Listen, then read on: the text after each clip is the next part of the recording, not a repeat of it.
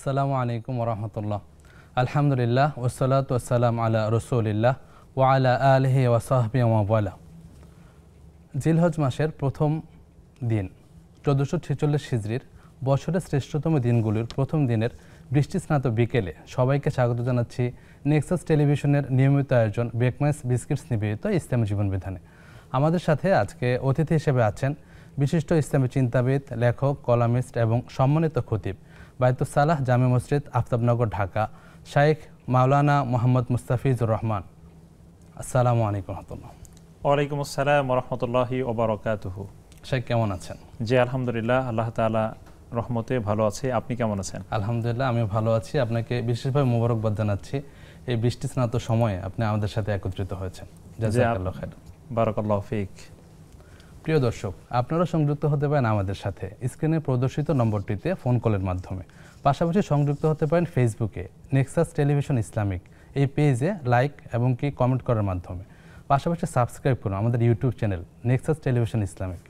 প্রিয় দর্শক, আজকে আমরা যে গুরুত্বপূর্ণ বিষয়টি নিয়ে কথা বলবো, মানুষের জীবনের সুপ্ত বাসনা, ইসলামের অন্যতম স্তম্ভ হজ। একজন হাজি এবং উমরাকারী তারা হলেন বাইতুল্লাহর মুসাফির। আর এই হজের সাথে আল্লাহ তাআলার তাওহীদের রয়েছে এক অনন্য সম্পর্ক। আর এই বিষয়গুলো নিয়ে আমরা ইনশাআল্লাহ তাআলা আলোচনা করব। আল্লাহ সুবহানাহু ওয়া তাআলা সূরা বাকারার 196 নম্বর আয়াতে উল্লেখ করছেন, আউযু বিল্লাহি মিনাশ শাইতানির রাজীম ওয়া আতিমুল হাজ্জা ওয়াল উমরাতা লিল্লাহ। তোমরা আল্লাহ তাআলার জন্য, আল্লাহ তাআলার সন্তুষ্টির জন্য হজ এবং উমরা করো। এবং হজ এবং উমরার প্রত্যেকটা ধাপে ধাপে আমরা তাওহীদের এক নিখাত সম্পর্ক খুঁজে পাই। যখন আমরা ইহরাম বাঁধি তখনই আমরা বলি আল্লাহুম্মা লাব্বাইক হাজ্জান অথবা আল্লাহুম্মা লাব্বাইক উমরাতান। হে আল্লাহ, আমি আপনার জন্যে উমরা করছি এবং আপনার জন্য হজের নিয়ত করছি বা ইরাদা করছি। পাশাপাশি লাব্বাইক, পাশাপাশি তালবিয়া এবং কি আপনার আরাফার দিনের দোয়া এবং সাই করার সময় সকল ক্ষেত্রে আমরা তাওহীদের বাস্তবায়ন এবং এই বিষয়গুলো দেখতে পাই। শাইখের কাছ থেকে আমরা এই বিষয়ের বিস্তারিত জানবো ইনশাআল্লাহ। জি শাইখ, আজকে আমরা যে বিষয়টা নিয়ে আলোচনা করব, বাইতুল্লাহর মুসাফির, তাওহীদের পথে যাত্রা। তো মুমিন জীবনে তাওহীদের গুরুত্ব সম্পর্কে যদি কিছু বলতেন। জি আলহামদুলিল্লাহ ওয়াসসালাতু ওয়াসসালামু আলা রাসূলিল্লাহ ওয়া আলা আলিহি ওয়া সাহবিহি ওয়া মান ওয়ালা, আম্মা বাদ। আল্লাহ রাব্বুল আলামিন মানুষকে সৃষ্টি করেছেন। তিনি সৃষ্টি করবার পেছনে রয়েছে তার একটি বিশাল উদ্দেশ্য এবং তিনি চাচ্ছেন, আল্লাহ রাব্বুল আলামিন মানুষের কাছ থেকে প্রত্যাশা করেন মানুষ যেন শুধু তার গোলামি করুক। জি। এবং তিনি এই কথা নানানভাবে নানান আয়াতে তিনি বলেছেন। যেমন ধরুন, আমরা সালাতের মধ্যে একদম খুব সহজ যদি আমরা বলি যে কুল হু আল্লাহু আহাদ আল্লাহুস সামাদ, আল্লাহ রাব্বুল আলামিন তিনি বলেছেন তুমি বলো কুল হু আল্লাহু আহাদ, তিনি আল্লাহ, তিনি হচ্ছেন এক।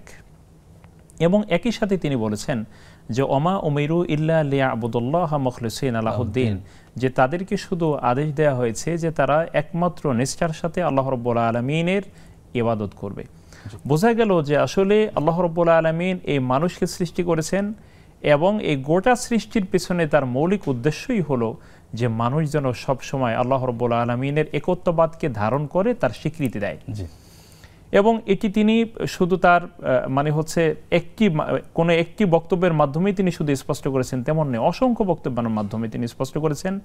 এবং জীবনের সকল ক্ষেত্রে আল্লাহ রাব্বুল আলামিনকে এক বলে স্বীকৃতি দেওয়ার জন্য তিনি যুগে যুগে নবীদেরকেও পাঠিয়েছেন। যে তিনি বলেছেন যে ওয়ালাকাদ বাআসনা ফি কুল্লি উম্মাতির রাসূলা আন ইবুদুল্লাহ ওয়াজতানিবুত তাগুত।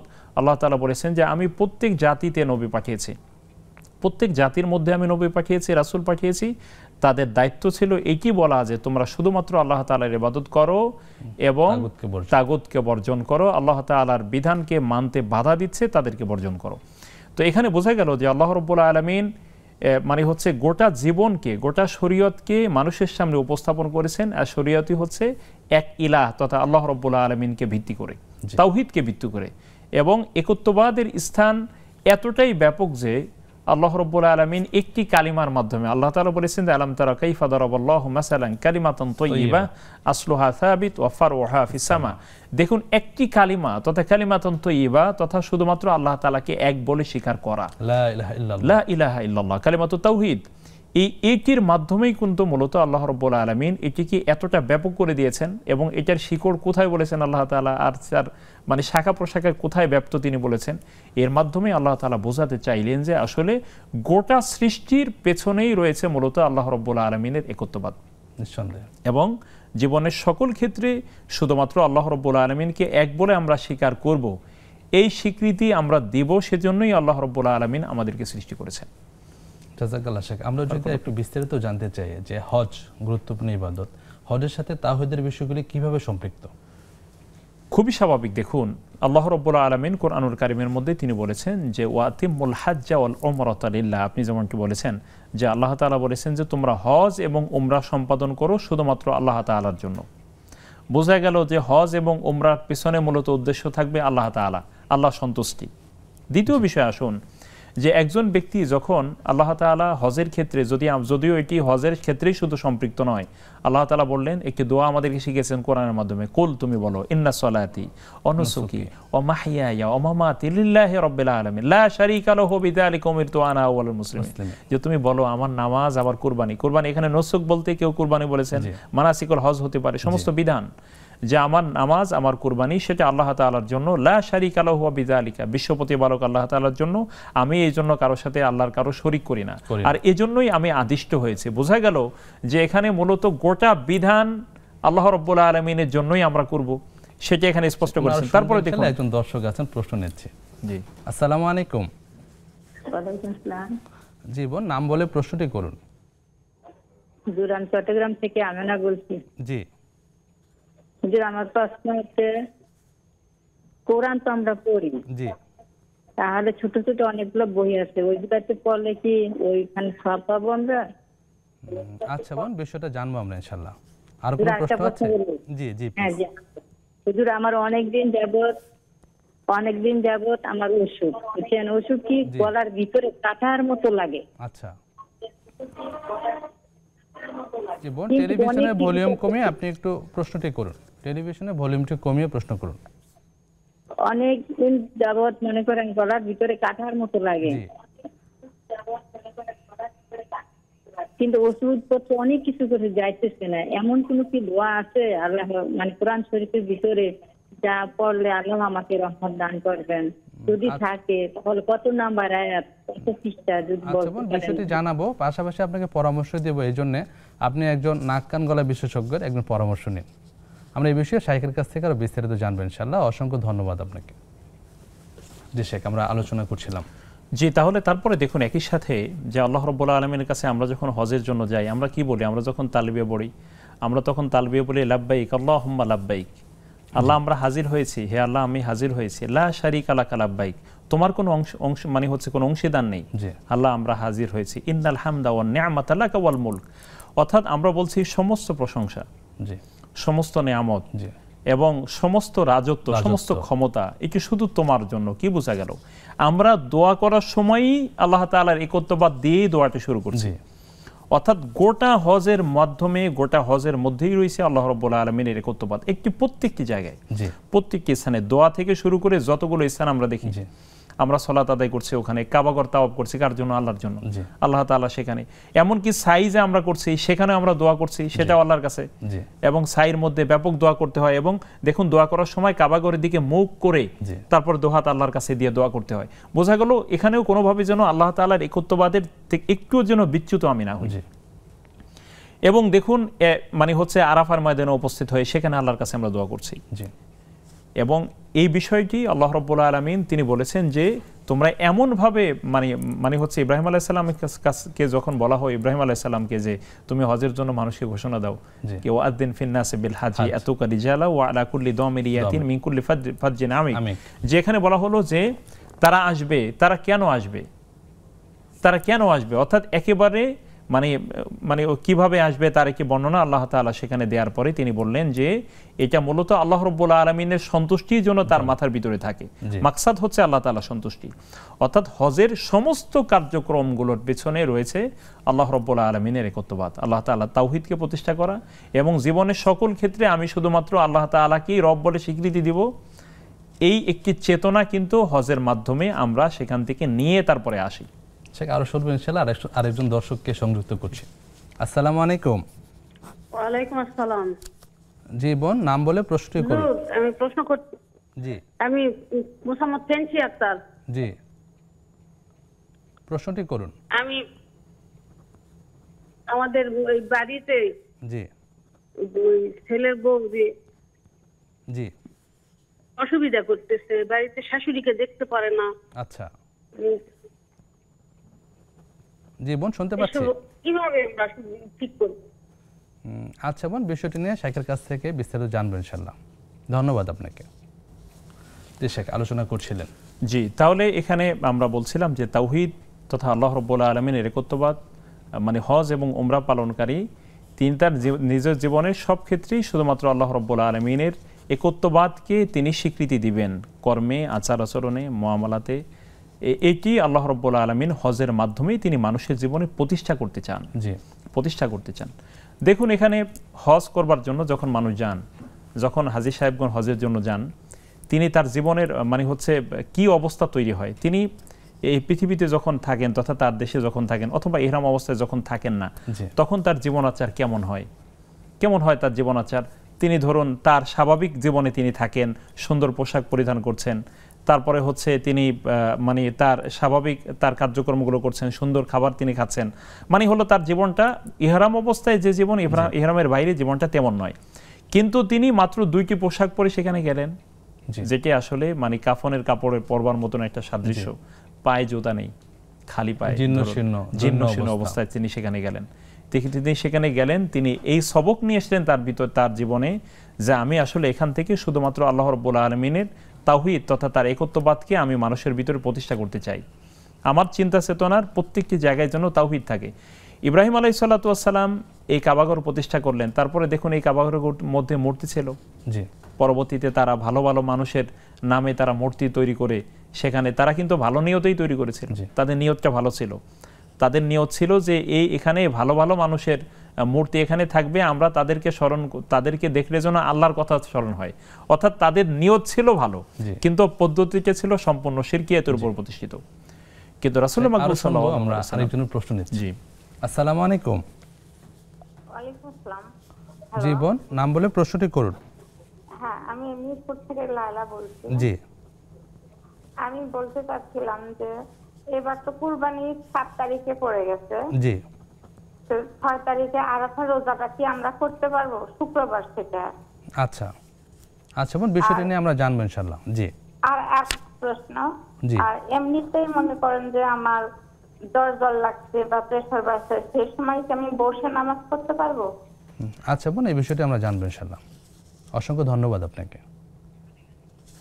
প্রিয় দর্শক, আপনারা দেখছেন বেকমেস বিস্কিটস নিবেদিত ইসলামের জীবন বিধান। সময় হলো বিরতি নেওয়ার, ফিরছি কিছুক্ষণ পর, আমাদের সাথেই থাকুন।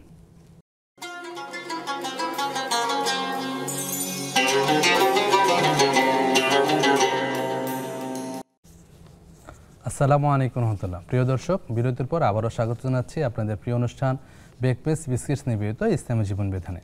আমাদের সাথে আছেন শাইখ মাওলানা মোহাম্মদ মুস্তাফিজুর রহমান হাফিজাহুল্লাহ। জি শাইখ, আমরা আলোচনা করছিলাম আমাদের তাওহীদের পথে যাত্রা বাইতুল্লাহর মুসাফির এই প্রসঙ্গে। তো আমাদের অনেক হাজী সাহেবরা আপনার হজ করতে যান, কিন্তু দুঃখজনক হলেও সত্য, তারা গিয়ে বিশেষ করে রাসূলুল্লাহ সাল্লাল্লাহু আলাইহি ওয়াসাল্লামের কবরের নিকটে গিয়ে তার রাসূলের নিকট বিভিন্ন জিনিস চান ওখানে গিয়ে। পাশাপাশি আমরা দেখতে পাই যে আরাফাতের ময়দানে পাহাড়ের উপর যে আমাদের উঁচু স্তম্ভ আছে, ওখানে গিয়ে তাদের বিভিন্ন চাহিদা লিখে রাখেন, সুতা, তাগা বা বিভিন্ন তাবিজ ঝুলিয়ে আসেন। এই বিষয়টা ইসলাম কিভাবে দেখে? এটি আসলে অত্যন্ত মানে না জানার কারণে এটা অজ্ঞতা আমি বলবো এটি, এবং অত্যন্ত বড় পাপের কাজ। যেখানে হজের ইহরাম বাঁধা থেকে শুরু করে বাইতুল্লাহ তাওয়াফ শেষে মাকাম ইব্রাহিমে 2 রাকাত সালাত আদায় করতে হয়, সেটা আল্লাহর জন্য। আরাফার ময়দানে অবস্থান করা, সেখানে দোয়া করতে হয় আল্লাহর কাছে, আল্লাহর জন্য। আমরা জামারতে হজের সময় যে পাথর নিক্ষেপ করা হয় শয়তানকে, সেটাও আল্লাহর জন্য। কুরবানিটা আল্লাহর জন্য, সাফা মারওয়া সাই সেটি আল্লাহর জন্য। প্রত্যেকটি কদমে কদমে, প্রত্যেকটি জায়গায় জায়গায় আল্লাহ তাআলার তাওহীদ তথা একত্ববাদের স্বীকৃতি দেয়া সত্ত্বেও একজন ব্যক্তি তিনি কিভাবে কাবা ঘরের চারদিকে আছেন, তিনি বলতেছেন ইয়া হাসান, হে হাসান, ইয়া হুসাইন, ইয়া হুসাইন। শিয়াদের অনেক এই কথা বলে, কিন্তু এটি কতটা কপল পড়া হলে, কতটা নির্বোধ হলে একজন মানুষ আল্লাহ তাআলার ঘরে এসে তিনি আল্লাহকে বাদ দিয়ে অন্যজনকে ডাকছেন। ধরুন আমাদের কোনো একজন ব্যক্তি, তিনি যদি কোনো একজন পদস্থ কর্মকর্তার কাছে গিয়ে তিনি আরেকজনের প্রশংসা করা শুরু করেন, ওনার কাছে কেমন লাগবে? খুবই অস্বাভাবিক লাগবে। অবশ্যই। ঠিক তেমনি আল্লাহ রাব্বুল আলামিনের ঘরে গিয়ে যদি আমরা সেখানে এই ধরনের কাজ করি। তারপরে আরাফার ময়দানে গিয়ে সেখানে একটা উচ্চ স্তম্ভ, রাসূল সাল্লাল্লাহু আলাইহি সাল্লাম যেখানে দাঁড়িয়ে যেখান থেকে খুতবা দিয়েছিলেন সেখানে একটা পাথর রাখা আছে, পাথরের মধ্যে লিখে রাখে। কতটা নির্বোধ হলে মানুষ এই ধরনের কাজ করতে পারে, এটি বড় অন্যায় কাজ নিঃসন্দেহে। আপনি লক্ষ্য করবেন যে ওমর রাদিয়াল্লাহু তাআলা আনহু যখন এই হাজরে আসওয়াদকে চুমু দিচ্ছিলেন, তিনি কি বললেন, হাজরে আসওয়াদ তোমার আসলে কোনো ক্ষমতা নেই যে তুমি আমাদেরকে অনেক বড় সম্মানিত কিছু হয়ে গেছো। মূলত রাসূল সাল্লাল্লাহু আলাইহি ওয়াসাল্লামকে অনুসরণ করতে গিয়ে আমরা মূলত তোমাকে চুমু দিচ্ছি, আসলে তোমার কোনো বিশেষত্ব নেই যে তুমি বড় ধরনের কিছু করতে পারো। এখানে তাওহীদের একটা স্বীকৃতি আছে।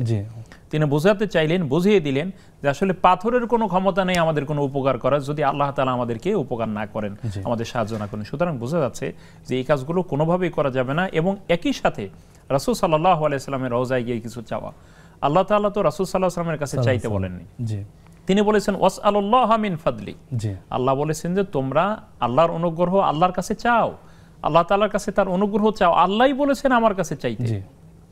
সুতরাং আল্লাহ বললেন যে তোমরা আমার কাছে চাও, সুতরাং আমরা ওয়াইজা সাআলতা ফাসআলিল্লাহ, রাসূলও বলে দিয়েছেন। সুতরাং এই জন্য রাসূল সাল্লাল্লাহু আলাইহি সাল্লামের কবরের কাছে গিয়ে, তার রওজায় গিয়ে এই ধরনের উদ্ভট কথা, তার কাছ থেকে কিছু প্রত্যাশা করা, তাকে ডাকা, এটা সুস্পষ্ট শিরক। বরং ওখানে গিয়ে তিনি আল্লাহ তাআলার কাছে দোয়া করবেন, আল্লাহর কাছে চাইবেন, রাসূলকে সালাম দিতে পারেন, রাসূলের উপরে সালাম পৌঁছাবেন, সেটা তিনি করতে পারেন। কিন্তু আল্লাহ রাসূলের কাছে শুধু ওখানে নয়, কখনোই রাসূলের কাছে কিছু চাওয়া যাবে না। আল্লাহ সুবহানাহু ওয়া তাআলা আমাদেরকে সতর্ক হওয়ার তৌফিক দিক, আমরা সওয়াবের নিয়তে গিয়ে যাতে মুশরিক হয়ে বা শিরক করে না আসি। আমরা আরেকজন দর্শক আছেন, সংযুক্ত করছি। আসসালামু আলাইকুম। আসসালামু আলাইকুম। ওয়া আলাইকুম আসসালাম ওয়া রাহমাতুল্লাহ। জি বোন, প্রশ্নটি করুন। আমি ফাহিম বলছি, খুলনা দৌলতপুর থেকে। জি জি বোন। জি, প্রশ্নটা ছিল যে সামনে তো কুরবানির ঈদ, কুরবানির গোশত সর্বোচ্চ কতদিন পর্যন্ত ফ্রিজে রেখে খাওয়া যাবে? আচ্ছা ভাইয়া, বিষয়টি জানবেন ইনশাআল্লাহ। একটা প্রশ্ন ছিল যে এই যে অসুস্থ হইলে কবিরাজরা বা কবিরাজ বা হুজুরদের কাছে যায়, তাবিজ পড়ায়, যে তাবিজগুলো দেয়, এগুলো কি শরীরে রাখা কি জায়েজ হবে? আরো একটা প্রশ্ন ছিল। জি জি প্লিজ। আরেকটা প্রশ্ন ছিল যে না থাকে, দুটাই যথেষ্ট। অসংখ্য ধন্যবাদ আপনাকে। আমরা প্রশ্নগুলোর উত্তর শেখের কাছ থেকে জানবো ইনশাআল্লাহ। যে শেখ, আমরা তাহলে প্রশ্ন উত্তরে যাচ্ছি। জি ইনশাআল্লাহ। আমাদের বোন আমেনা চট্টগ্রাম থেকে প্রশ্ন করেছেন যে উনি কোরআনের বিভিন্ন সূরা উনি সরাসরি কোরআনের মুসাফ থেকে না পড়ে বিভিন্ন ছোট ছোট গ্রন্থ বা আমরা পারাভিত্তিক অনেকগুলি ছোট খণ্ড আকারে কোরআন দেখতে পাই, তা থেকে পড়লে সওয়াব হবে কিনা?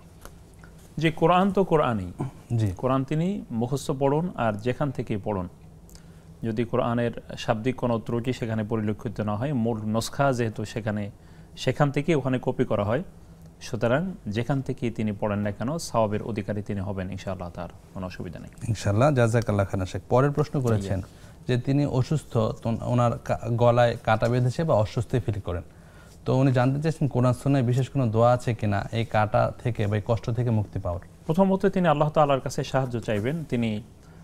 তিনি দোয়ায় ইউনুস পড়তে পারেন, যেটি ইউনুস আলাইহিস সালাম বিপদে পড়ে যে দোয়া পড়েছিলেন, লা ইলাহা ইল্লা আনতা সুবহানাকা ইন্নী কুনতু মিনাজ জালিমিন। সবচেয়ে বড় হলো যে তিনি আল্লাহর কাছে সাহায্য চাইবেন, আল্লাহর কাছে সাহায্য চাইবেন। এর পাশাপাশি আমি বলতে চাই, পরামর্শ দিতে চাই যে উনি এই বিষয়ে কোনো বিশেষজ্ঞ নাক কান গলা অথবা এই বিষয়ে কোনো বিশেষজ্ঞ ডাক্তারের পরামর্শ পাশাপাশি তিনি নিতে পারবেন ইনশাআল্লাহ। সেটা আমরা পরের প্রশ্ন যাচ্ছি। আরেক বোন প্রশ্ন করেছিলেন একটা পারিবারিক প্রশ্ন। আমাদের অনেকের মধ্যে দেখা যায় যে ছেলের বউ এবং শাশুড়ির মধ্যকার সম্পর্কটা ভালো থাকে না। ওনার প্রশ্ন ছিল যে ছেলের বউ যদি কথা না শুনে, পুত্রবধূ কথা না শুনলে তাকে কিভাবে সঠিক পথে ফিরিয়ে আনা যায়? এক্ষেত্রে আমি বলবো এই শাশুড়ি তিনি তার কথা তার ছেলে শুনে কিনা। জি, অর্থাৎ মায়ের কথা তার ছেলে যদি শুনে তাহলে ছেলের স্ত্রীও স্বাভাবিকভাবে শোনার কথা। সুতরাং তিনি ছেলের বউকে শাসন করবার আগে তার ছেলের কন্ট্রোলিং তার মধ্যে আছে কিনা সেটি প্রথমে দেখা দরকার। দ্বিতীয় হচ্ছে ছেলের বউ যদি আপনার কথা না শুনে, উনি ছেলের বউর কথা শোনেন কিনা। দুইজন যদি আসলে মিউচুয়াল হতে হবে। একটি সংসার এটি একটি সরকারি ব্যবস্থাপনার মতন, এটা পারিবারিক সরকার, এখানে ছাড় দেওয়ার মানসিকতা থাকতে হবে। এখন যদি শাশুড়ির অবস্থানে এতটা অনড় থাকেন, উনি একটু চুল পরিমাণ ছাড় দিবেন না। আবার এখানে ছেলের বউ যদি এমন হয় যে তিনি শাশুড়িকে এক চুলও ছাড় দিবেন না, তাহলে তো সেখানে শান্তি আসার সম্ভাবনা নেই। সুতরাং ছাড় দেওয়ার মানসিকতা রেখে উভয়কেই নসিহামূলক, আমি দুইজনকেই বলবো যে প্রত্যেকেই আসলে সংশোধিত হতে হবে। যদি সংশোধিত হন এবং ওনার ছেলেকে উনি কিভাবে তৈরি করেছেন, ছেলে আবার অনেক সময় এমন হয় যে শাশুড়ি ছেলেকে এমন প্রভাব বিস্তার করার চেষ্টা করেন যে এই ছেলে পরবর্তীতে তার স্ত্রীর উপরে জুলুম করে। কোনো জুলুমের কোনো পথই তো রাখা যাবে না। জি না, সেজন্য যদি ছাড় দেওয়ার মানসিকতা থাকে, যদি মেনে মানিয়ে চলা যায়, তাহলে সেটার মধ্যেই কল্যাণ। চেষ্টা করলে আল্লাহ তাআলা বারাকা দিবেন। শাশুড়ি নিজেও দেখবেন ওনার মধ্যে কোনো ভুল ত্রুটি আছে কিনা। জি, দুইজন সংশোধনেরও চেষ্টা করতে হবে। জি শেখ, আরেকজন দর্শক আছেন, প্রশ্ন নিচ্ছি। জি, আসসালামু আলাইকুম।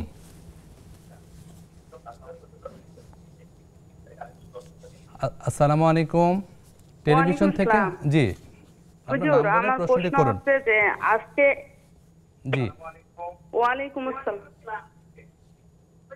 জি বোন প্রশ্নটি করুন। আজকে তাদের প্রথম তারিখ, জি আজকে থেকে যদি রোজা রাখি 9 তারিখ অবধি, জি তাহলে এটা সওয়াব আমরা কতটা কিভাবে পাবো, এটা যদি খুলে বলতেন হুজুর তাহলে একটু ভালো হতো। আচ্ছা বোন, বিষয়টি আমরা শেখের কাছ থেকে বিস্তারিত জানবো ইনশাআল্লাহ। অসংখ্য ধন্যবাদ আপনাকে। তো শেখ, আমরা পরের প্রশ্নে যাচ্ছি। আমাদের বোন লায়লা, ওনার প্রশ্ন ছিল যে আমাদের বাংলাদেশে কুরবানির ঈদ বা ঈদুল আজহা হলো 7 তারিখে আমাদের, তো উনি 6 তারিখে সিয়ামটা রাখতে পারবেন কিনা? বিষয় হচ্ছে এখানে আমরা মূলত উদ্দেশ্য হচ্ছে মানে তার আরাফার রোজা, তথা আরাফার দিনের রোজা। যেদিন হাজী সাহেবগণ আরাফার ময়দানে থাকেন সেদিন হচ্ছে ইয়াউম আরাফা। তো হাদিসে রাসূলুল্লাহ সাল্লাল্লাহু আলাইহি ওয়াসাল্লাম মূলত সাওম ইয়াউমি আরাফা বলেছেন, যে আরাফার দিনের রোজা। এক্ষেত্রে জিলহজের 9 তারিখ বলা হয়নি সেখানে। জি, আরাফার দিন তো একটি হয়, যেদিন হাজীগণ আরাফার ময়দানে থাকেন। বিশ্বের কোথাও ওই দিন আর থাকার সুযোগ নেই, শুধু হাজীগণ আরাফার ময়দানে থাকেন, সেই জন্য ওই দিনের নাম হচ্ছে ইয়াউমে আরাফা বা আরাফা দিবস। সেজন্য উত্তম হবে তিনি হাজীগণ যেদিন সেখানে আরাফার ময়দানে থাকেন সেদিন রোজা রাখবেন, এই হাদিসের আলোকে। জি, তারপরে কোনো ব্যক্তি যদি কোরবানির আগের দিন 9 জিলহজ, তথা ফিকহি যে বাংলাদেশের হিসেবে 9 জিলহজকে ইয়াউমে আরাফা বলা হয়, 9 জিলহজকে সেই হিসেবে তিনি 9 তারিখে রাখতে পারেন। তবে আমার পরামর্শ থাকবে, যদি উনি চান 8 তারিখে তথা আরাফার দিনে রাখতে, সেটাও ওনার পক্ষে সম্ভব যদি হয় সেটা রাখবেন। আর যদি তিনি দুইকে একসাথে রেখে দিতে পারেন, মানে হচ্ছে 9 তারিখ এবং 8 তারিখ, এই সুযোগও তার রয়েছে, যেহেতু রাসূল সাল্লাল্লাহু আলাইহি ওয়াসাল্লাম প্রথম 9 দিন টানা রোজা রাখার ব্যাপারে আছে, এই 9 দিনের মধ্যে এই 2 দিনও আছে। সুতরাং 2কে রাখতে পারলে তাহলে কোনো ধরনের জটিলতা আর থাকে না। শেখ, সম্পর্কে একটা প্রশ্ন করছি। একটু আগে যে প্রশ্নটা করলেন যে জিলহজের প্রথম 9 দিন সিয়াম রাখার বিশেষ ফজিলত কি বা আলাদা কোনো বিশেষত্ব আছে কিনা? এখানে রাসূলুল্লাহ সাল্লাল্লাহু আলাইহি ওয়াসাল্লাম তিনি অনেক সুন্দর করে আমাদেরকে বুঝিয়ে দিয়েছেন। এক্ষেত্রে একটি ব্যাখ্যা এরকম রয়েছে যে সূরাতুল ফজরের যে আয়াত, ওয়াল ফজরি ওয়া লায়ালিন আশর, যে ফজরের কসম এবং 10 রাতের কসম, এই 10 রাত বলতে জিলহজের প্রথম 10 রাতের কথা বলা হয়েছে। গতকালকে একটা রাত কিন্তু চলে গিয়েছে। গতকাল থেকে হিসাব ধরলে কুরবানির দিনের যে রাত, সে রাত পর্যন্ত কিন্তু 10 রাত হয়ে যাচ্ছে। এই 10 রাতের আমল, এবং রাসূলুল্লাহ সাল্লাল্লাহু আলাইহি ওয়াসাল্লাম বলেছেন যে এই 10 রাতের আমল আল্লাহর কাছে অনেক প্রিয়। কতটা প্রিয় যে কোনো একজন ব্যক্তি আল্লাহর পথে জিহাদ করার চেয়েও এটি উত্তম। আল্লাহু আকবার। সাহাবীরা বলেন, ইয়া রাসূলুল্লাহ, কোনো ব্যক্তি যদি মুজাহিদ যিনি আল্লাহর পথে জিহাদ করেন তার থেকেও এই 10 দিনের আমলগুলো উত্তম। রাসূল সাল্লাল্লাহু আলাইহি ওয়াসাল্লাম একটু ব্যাখ্যা করে বললেন যে হ্যাঁ, কোনো ব্যক্তি যদি আল্লাহর পথে জীবন এবং সম্পদ নিয়ে বের হয়ে যায় এবং সে যদি এটা নিয়ে আর ফিরে না আসে, শহীদ হয়ে যদি যায় সেটি ভিন্ন কথা। শহীদ হয়ে যদি না যায়, তাহলে যদি তিনি শুধু মুজাহিদ ফি সাবিলিল্লাহ হন, জিহাদকারী হন আল্লাহর পথে, তাহলে ওর চেয়ে বেশি মর্যাদা হবে এই 10 রাতের আমলের। সুতরাং অনেক বড় আমলের কথা বলা হয়েছে। এবং কেউ কেউ তো বলেছেন যে পবিত্র মাহে রমাদানের পরে, রমজান মাসের পরে সবচেয়ে বেশি ফজিলতের দিনগুলো হলো জিলহজের প্রথম দশক। অনেক বড় ধরনের কথা, কারণ এখানে ইসলামের প্রায় সবগুলো বিধান একত্রিত হয়েছে। সালাত আছে, সিয়ামের বিধান আছে, তারপরে সাদাকা আছে, হজ আছে। একই বছরের অন্য কোনো সময় এভাবে সম্ভব নয়। জি, পাশাপাশি শেখ বলা হয়ে থাকে যে রমাদান মাসের শেষ 10 রাতটা হলো সবচেয়ে উত্তম, আর দিনের হিসেবে আপনার যুলহিজ্জার প্রথম 10 হলো সবচেয়ে উত্তম। জি, আর শেখ পাশাপাশি শেখ আমাদের যে 9টা সিয়াম, এর মধ্যে বিশেষ করে 9 জিলহজ বা আরাফার সিয়াম যেটাই বলি, ওটার বিশেষ ফজিলত যদি ওনাকে জানাতেন। রাসূলুল্লাহ সাল্লাল্লাহু আলাইহি ওয়াসাল্লাম বলেছেন, সাওমু ইয়াউমি আরাফা আহতাসিবু আলাল্লাহ আইয়ুকাফিরা সানাতাল্লাতী ক্বাবলাহু ওয়াস সানাতাল্লাতী বা'দা, আও কামা ক্বালা আলাইহিস সালাতু ওয়াস সালাম। রাসূল সাল্লাল্লাহু আলাইহি ওয়াসাল্লাম যেমনটি বলেছেন যে আরাফার দিনের রোজা আমি আল্লাহর কাছে এই আশা পোষণ করি, আল্লাহ তাআলা দিবেন মর্মে, যে আল্লাহ তাআলা এই সাওমে আরাফার দিনের রোজা পালনকারীকে আগের এবং পরের, আগের 1 বছর এবং পরের 1 বছর এই রোজা রাখার এই 2 বছরের গুনাহ আল্লাহ তাআলা তাকে মাফ করে দিবেন। আল্লাহু আকবার, কত বড় কথা। তিনি যদি তৌফিক দান করুন। সময় হলে একটু বিরতিতে যাব। প্রিয় দর্শক, আপনারা দেখছেন বেকমেস বিস্কিটস নিবেদিত ইসলামী জীবন বিধান। সময় হলো আরেকটি বিরতিতে যাবার, ফিরছি কিছুক্ষণ পর, আমাদের সাথেই থাকুন।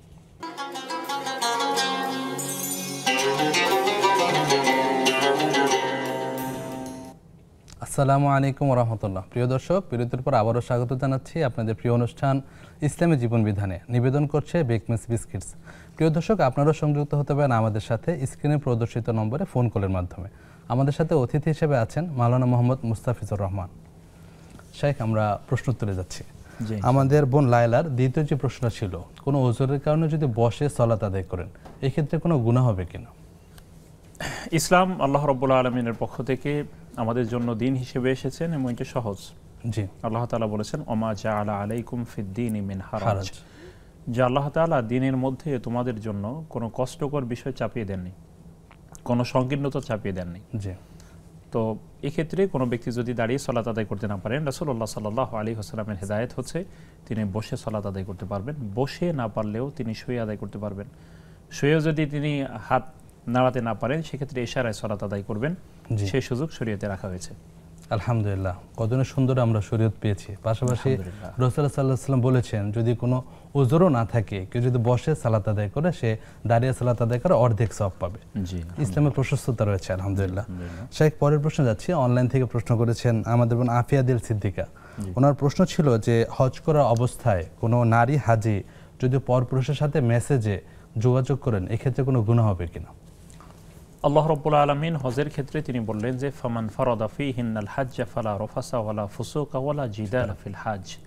সুতরাং কোনো ব্যক্তি যখন হজ সম্পাদন করবার ইচ্ছা পোষণ করেন, নিজের উপর আবশ্যক করে নেন, তখন তিনি প্রথমত যেটি বর্জন করবেন সেটা হচ্ছে পাপাচারিতা। রফাস মানে হচ্ছে অশ্লীলতা। অশ্লীলতা, সেক্ষেত্রে অশ্লীল রফাসের ব্যাখ্যায় কেউ বলেছেন যে স্ত্রীর সাথে সংস্রব, এই সংক্রান্ত যত কাজ আছে, যত বিষয় আছে, সব নিষেধ। ফুসুক, জিদাল, ফুসুক তো মধ্যে তো এটি সবই পড়ে যাচ্ছে। উনি সেখানে বসে আল্লাহ রাব্বুল আলামিনের সন্তুষ্টির জন্য সেখানে গেলেন, ওখান থেকে তিনি অবৈধ কোনো সম্পর্কের জন্য তিনি মেসেজ চালাচালি করলেন, এটি এই গুনার অন্তর্ভুক্ত হবে অবশ্যই। এবং তিনি আল্লাহ না করুন, তিনি এটির উপরে বহাল থাকলে তিনি যতগুলো কাজ করেছেন সার্বক্ষণিক তিনি ইবাদতের উপরে থাকা সত্ত্বেও তিনি গুনাহের ভাগীদার হচ্ছেন।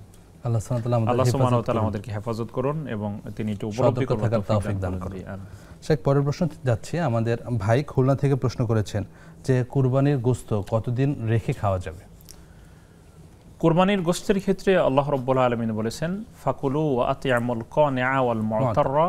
এখানে বলা হয়েছে, রাসূল সাল্লাল্লাহু আলাইহি ওয়াসাল্লাম বলেছেন কুলু ওয়া আতি'মু ওয়াদাখিরু আও কামা ক্বালা আলাইহিস সালাতু ওয়াসসালাম, যে এখানে দুইটি বক্তব্যই হচ্ছে তোমরা খাও এবং অন্যকে খাওয়াও এবং জমা করে রাখো। এবং এটি রাসূল সাল্লাল্লাহু আলাইহি ওয়াসাল্লামের হাদিস দ্বারা প্রমাণিত, জমা করে রাখা যাবে। সেটি ওনার প্রয়োজনের আলোকে উনি রাখবেন, তবে সেটি যেন কখনো এই পর্যায়ের কৃপণতার পর্যায়ে না যায়, যেন এই কোরবানির গোশত আগামী কোরবানি পর্যন্ত রেখে রেখে খাবেন, এটি সুন্দর হবে না। কারণ হচ্ছে এখানে গোশত খাওয়াটাই যেন আমার জীবনের উদ্দেশ্য না হয়, এটা লক্ষ্য রাখতে হবে। আল্লাহ তো নানাভাবে আমাকে খাওয়াতে পারছেন। পৃথিবীর অন্যান্য দেশে গরুর গোশতের দাম কিন্তু অনেক বেশি, সেই হিসেবে আমাদের দেশে কিন্তু গোশতের দাম কম, এটা অনেক মূল্যবান অনেক দেশে। তো সেক্ষেত্রে তারাও তো খান, আর আল্লাহ তাআলা তো তার চেয়ে কমেই আমাদেরকে খাওয়ার সুযোগ দিচ্ছেন। সুতরাং গোশত খাওয়াই যেন একমাত্র উদ্দেশ্য না হয়, সংরক্ষিত করা যাবে কোরবানির গোশত, তবে সেটি অবশ্যই মানে হচ্ছে আমাদের বোধের মধ্যে থাকা উচিত, যেন আমরা এই যে বিবেক বোধ। একটা প্রশ্ন করছি, আমাদের সমাজে প্রচলিত আছে যে গোশতকে 3 ভাগ করা, 1/3 নিজের জন্য, 1/3 গরিব মিসকিনদের জন্য, আর 1/3 আত্মীয়দের জন্য, এটা ফলো করা কি আবশ্যক বা বিষয়টা কিরকম? আসলে দেখুন, এখানে এটি হচ্ছে একটি মানে প্রচলন মাত্র, এটি শরীয়তের এটি মৌলিক কোনো ভিত্তি এর নেই যে 3 ভাগই করতে হবে। 1 ভাগ নিজেরা খাবে, আর 1 ভাগ আত্মীয় স্বজনকে দিবে, আর 1 ভাগ গরিব অসহায় দুস্থদের মধ্যে বিতরণ করবেন। রাসূলুল্লাহ সাল্লাল্লাহু আলাইহি ওয়াসাল্লাম এভাবে 3 ভাগ করে বিতরণ করবার কোনো হেদায়েত আমাদের কাছে মানে আমাদের জানা নেই, আমাদেরকে দেন নেই। সুবিধা মতো বন্টন করে, বরং এটি উনি ওনার প্রয়োজনের মতো করে তিনি বন্টন করবেন। এটি যেন এমন হয় যে এটার মধ্যে একটা মানবিকতা থাকে, এটা হলো মূল বিষয়। আর আমাদের মূল লক্ষ্য যে তাকওয়া, সেটা যাতে অর্জিত হয়। এবং জাযাকাল্লাহ খাইরান। শেখ, আরেকজন দর্শক আছেন, প্রশ্ন নিচ্ছি। আসসালামু আলাইকুম। আসসালামু আলাইকুম, শুনতে পাচ্ছেন? দুঃখিত, সংযোগটি বিচ্ছিন্ন হয়েছে। শেখ, আমরা পরের প্রশ্ন যাচ্ছি। আমাদের ভাইয়ের আরেকটা প্রশ্ন ছিল যে বিভিন্ন আলেম বা ইমাম সাহেবগণ কাউকে কাউকে তাবিজ পরিয়ে দেন, তাবিজ ঝুলিয়ে দেন, এই তাবিজের বিষয়টি ইসলাম কিভাবে দেখে? এক্ষেত্রে আমরা প্রথম বলবো যে আল্লাহ রাব্বুল আলামিন কোনো শরীয়তের বাহিরের কোনো পন্থায় আমাদের জন্য মুক্তি রাখেননি। জি, তিনি আমাদের জন্য সবগুলোই পদ্ধতি রেখেছেন তিনি শরীয়তের মধ্যে। এবং রাসূলুল্লাহ সাল্লাল্লাহু আলাইহি ওয়াসাল্লাম বলেছেন যে আল্লাহ তাআলা এমন কোনো রোগ পৃথিবীতে দেননি বা যার প্রতিষেধক বা প্রতিকার আল্লাহ তাআলা সৃষ্টি করেননি। সুবহানাল্লাহ। অর্থাৎ আল্লাহ তাআলা যে অসুস্থতা রোগ সৃষ্টি করেছেন, আবার তিনি এই প্রতিষেধকও সৃষ্টি করেছেন। তো এখন তাবিজ ব্যবহার করবার ব্যাপারে কথা হলো, উনি তাবিজটা ব্যবহার করছেন কেন? যদি ব্যাপারটা এমন হয় যে তাবিজের সাথে এমন কোনো গাছের শিকড় বা এমন কিছু ঔষধ থাকে যেটি তার শরীরের সাথে লাগিয়ে রাখলে তার শরীরের উপকার হবে, সেটা হলো ভিন্ন দৃষ্টিকোণ। যদি এমন কোনো ঔষধের ব্যাপার হয় যেটি শরীরের ত্বকের সাথে লেগে থাকলে বা এটার সাথে থাকলে শরীরের কোনো বিশেষ উপকার হবে, সেটা হলো ভিন্ন মাসালা। কিন্তু যদি ব্যাপারটি এমন হয় যে ভিতরে কতগুলো অক্ষর বা রোমান সংখ্যা অথবা কোনো আরবি অক্ষর তিনি লিখে রেখেছেন চারদিকে জাফরানের কালি দিয়ে, সেটা তারপরে পেঁচিয়ে তাবিজের মধ্যে ঢুকিয়ে মোম দিয়ে সেটাকে লাগিয়ে তারপরে হাতের মধ্যে ঝুলিয়ে রাখতেছেন, শরীরের কোনো প্রভাব এর যাচ্ছে না, এটি তাহলে তো এটি প্রথম হবে এটা অজ্ঞতা। জি, যেটা আমার কি করবে? জি, প্রথম হচ্ছে এটা অজ্ঞতা। এবার আসুন এর ব্যাপারে দৃষ্টিভঙ্গি। জি, রাসূলুল্লাহ সাল্লাল্লাহু আলাইহি ওয়াসাল্লামের এমন বর্ণনা রয়েছে যে কোনো ব্যক্তি যদি মানা আল্লাকা তামিমা ফাকাদ আশরাকা, যে মানা আল্লাকা তামিমাতান ফাকাদ আশরাকা, যদি কোনো ব্যক্তি তামিমা ব্যবহার করে, এই তামিমা এর অন্যতম ব্যাখ্যা হচ্ছে তাবিজ বা এ জাতীয় জিনিস, তাবিজ জাতীয় মাদুলি যা ঝুলিয়ে রাখা জাতীয় জিনিস, এটা সে কিন্তু শিরিক করে। অর্থাৎ তার মধ্যে একটা চেতনা তৈরি হয় যে এর মাধ্যমেই কিন্তু আমি বাঁচতে পারবো। শুধু এটার সাথে এটাও বলে দিই, দেখবেন আজকের বাজারে আংটি বিক্রি করে, অষ্টধাতুর ব্রেসলেট বিক্রি করে, অষ্টধাতুর নামে আংটি বিক্রি করে, এবং তারাই কথা বলে যে আপনি আংটি যদি লাগায় রাখেন তাহলে রাহু দশা থেকে মুক্তি পাবেন। নাউযু বিল্লাহি মিন যালিক। আপনার অমঙ্গল আপনাকে আর স্পর্শ করতে পারবে না। আপনি জায়গায় জায়গায় শুধু ব্যর্থ হন, চাকরি পাচ্ছেন না, আপনি যেখানে যান সেখানেই শুধু আপনি হতাশ হয়েই ফিরে আসেন, এই আংটি লাগাই রাখলে আর এরকম হবে না। আউযু বিল্লাহি মিনাশ শাইতানির রাজিম। এই ধরনের চিন্তা থেকে যদি কোনো ব্যক্তি এটি ব্যবহার করে তাহলে এটি সুস্পষ্ট শিরক হবে, আল্লাহর উপরে ভরসার জায়গাগুলো তিনি নষ্ট করে ফেলবেন। অথচ রাসূল সাল্লাল্লাহু আলাইহি ওয়াসাল্লাম কত সুন্দর করে আমাদেরকে শিখিয়েছেন, সকাল সন্ধ্যা নাস ফালাকের আমল হোক, ঘরের ভিতরে সূরা বাকারা আলী ইমরান পড়া হোক, তারপরে সন্ধ্যার আগে সূরা বাকারা শেষের আমানা রাসূল থেকে শেষের অংশগুলো পড়া হোক, এই তো আল্লাহ তাআলা বিপদ থেকে আমাদেরকে হেফাজত করবেন। সুতরাং আল্লাহ তাআলার নির্দেশনা, রাসূল সাল্লাল্লাহু আলাইহি ওয়াসাল্লামের যে হেদায়েত, যে সুন্নাহ, সেটি অনুসরণ করবার মধ্যে রয়েছে কল্যাণের, বাইরে গিয়ে সুপথ পাওয়া যাবে না। আল্লাহ সুবহানাহু ওয়া তাআলা আমাদের সেই মারাত্মক জঘন্য শিরক থেকে বেঁচে থাকার তৌফিক দিন। আরেকজন দর্শককে সংযুক্ত করছি। জি, আসসালামু আলাইকুম। ওয়া আলাইকুম আসসালাম ওয়া রাহমাতুল্লাহ। জি বোন, নাম বলে প্রশ্নটি করুন। জি, আমি পাবনা থেকে বলতেছি, খায়রুন্নিসা। জি বোন। হ্যাঁ, আমি 1 মাস আগে ঢাকায় গেছিলাম পাবনা থেকে, ওখানে আমার ফজর নামাজ পড়া উচিত ছিল, কিন্তু আমি 3 দিন নামাজ পড়তে পারিনি, এটা আমি কিভাবে তুলবো? নামাজই পড়তে পারেননি? জি না, 3 দিন নামাজ পড়তে পারিনি। আর একটা প্রশ্ন, যে কুরবানির যে গরিবের ভাত, জি, সে গরিবের ভাত কি চাচা, মামা এবং ভাইয়ের দেওয়া যাবে? তারাও অসহায়। আচ্ছা আচ্ছা বোন, বিষয়গুলো নিয়ে জানবেন ইনশাআল্লাহ। অসংখ্য ধন্যবাদ আপনাকে। প্রিয় দর্শক, আপনারা দেখছেন বেকমেস বিস্কিটস নিবেদিত ইসলামী জীবন বিধান। সময় হলো সর্বশেষ বিরতিতে যাবার, আমাদের সাথেই থাকুন।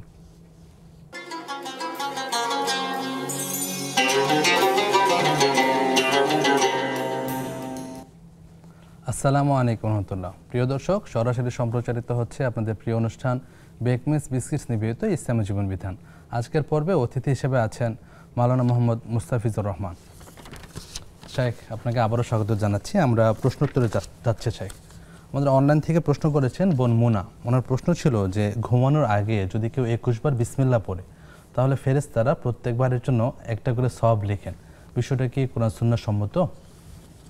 এমনকি কোরআন অথবা রাসূলুল্লাহ সাল্লাল্লাহু আলাইহি ওয়াসাল্লামের বিশুদ্ধ সুন্নাহর মাধ্যমে প্রমাণ পাওয়া যায় না যে এই ধরনের কোনো আমল রয়েছে। বরং আমি বোনকে পরামর্শ দেব যে রাসূল সাল্লাল্লাহু আলাইহি ওয়াসাল্লামের যে সুন্নাহ আমলগুলো রয়েছে, তথা সূরা ফাতিহা সহ যে সূরা ফাতিহা, আয়াতুল কুরসি, তারপর হচ্ছে কোরআন শরীফের শেষের যে সূরাগুলো আছে, ইখলাস, নাস, ফালাক, এগুলো তিনি পড়ে তার শরীরকে তিনি মাসে করে দিতে পারেন। এটা সুন্নাহ আমল।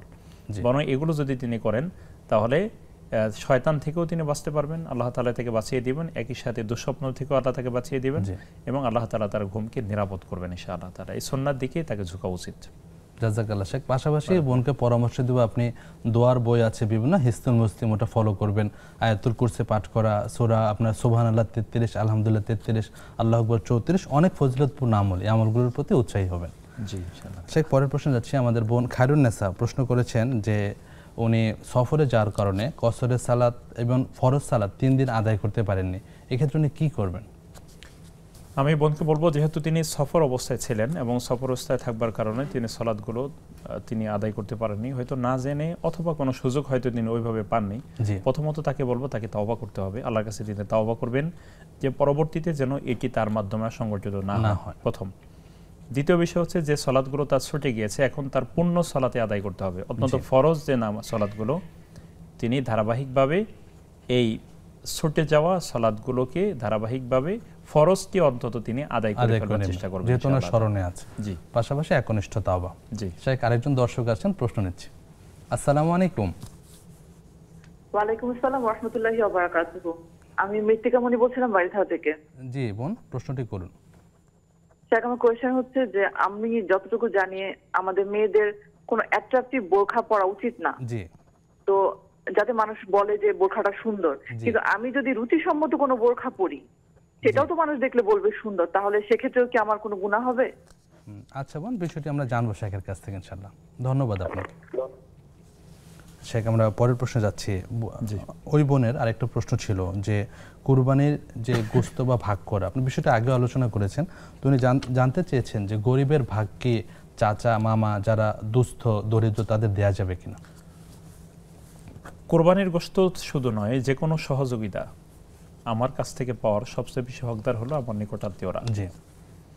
এবং রাসূলুল্লাহ সাল্লাল্লাহু আলাইহি ওয়াসাল্লাম যেমনটি বলেছেন যে নিকটাত্মীয়কে যদি সহযোগিতা করা হয় দুইটি সওয়াব পাওয়া যায়। জি। একটি হচ্ছে আত্মীয়তা সম্পর্ক রক্ষা করার কারণে, আরেকটি হচ্ছে তাকে সহযোগিতা করবার কারণে।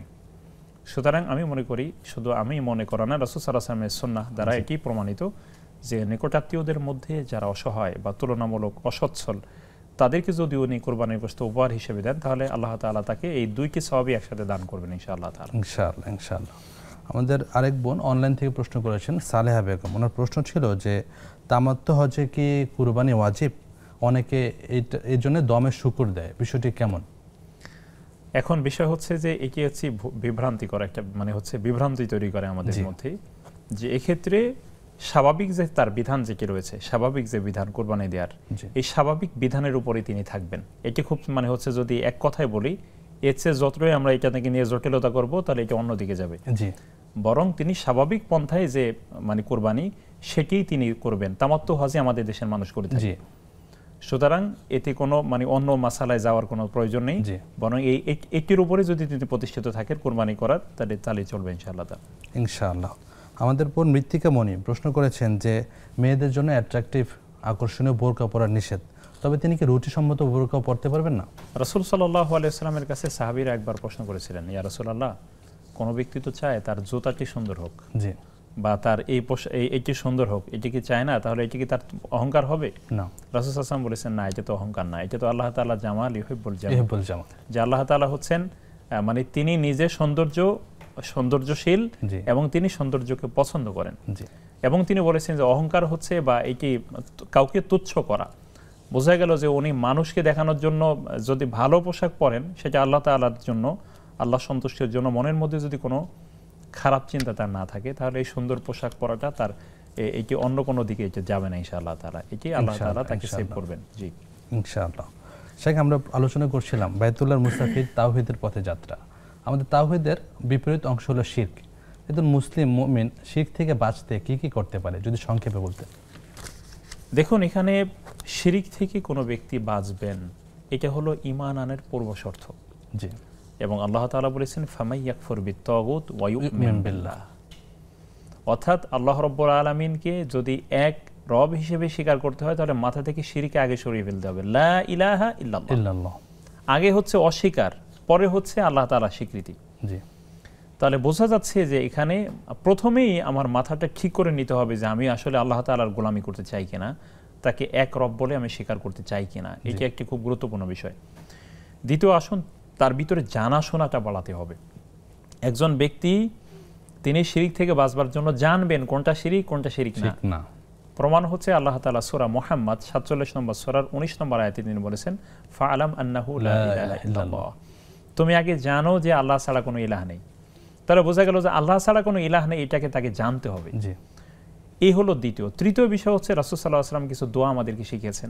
এই দোয়াগুলো আমরা পড়তে পারি যে আল্লাহ তাআলার কাছে সেই দোয়া করা যে আল্লাহুম্মা ইন্নী আউযু বিকা আন উশরিকা বিকা ওয়া আনা আলামু ওয়া আস্তাগফিরুকা লিমা লা আলামু, এভাবে রাসূল সাল্লাল্লাহু আলাইহি ওয়াসাল্লাম বলেছেন। বাংলাটা হচ্ছে এমন যে আল্লাহ তাআলা আমি তোমার কাছে আশ্রয় প্রার্থনা করছি এমন শিরকে যে আমরা করেছি জেনে করেছি, অথবা যেটা আমরা জানি না জেনে যেটা করেছি সেটার জন্য তোমার কাছে আমরা ক্ষমা চাচ্ছি। জাযাকাল্লাহু খাইরান শেখ। পুরো অনুষ্ঠান জুড়ে অনেক গুরুত্বপূর্ণ বিষয় আপনার কাছ থেকে আমরা জানতে পারলাম।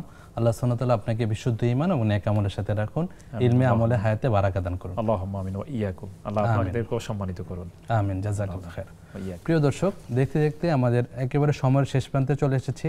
আপনাদেরকে আগামী পর্ব দেখার আমন্ত্রণ জানিয়ে পাশাপাশি আমাদের আজকের এই অনুষ্ঠানে যে বিষয়ে আলোচনা করা হয়েছে সবগুলি বিষয় আমল করার তৌফিক আল্লাহ সুবহানাহু ওয়া তাআলার নিকট কামনা করে এখানে শেষ করছি। আল্লাহুম্মা সাল্লি ওয়া সাল্লিম আলা নাবিয়িনা মুহাম্মদ। সুবহানাকা আল্লাহুম্মা ওয়া বিহামদিক আশহাদু আল্লা ইলাহা ইল্লা আনতা আস্তাগফিরুকা ওয়া আতুবু ইলাইক। আসসালামু আলাইকুম ওয়া রাহমাতুল্লাহি ওয়া বারাকাতুহু।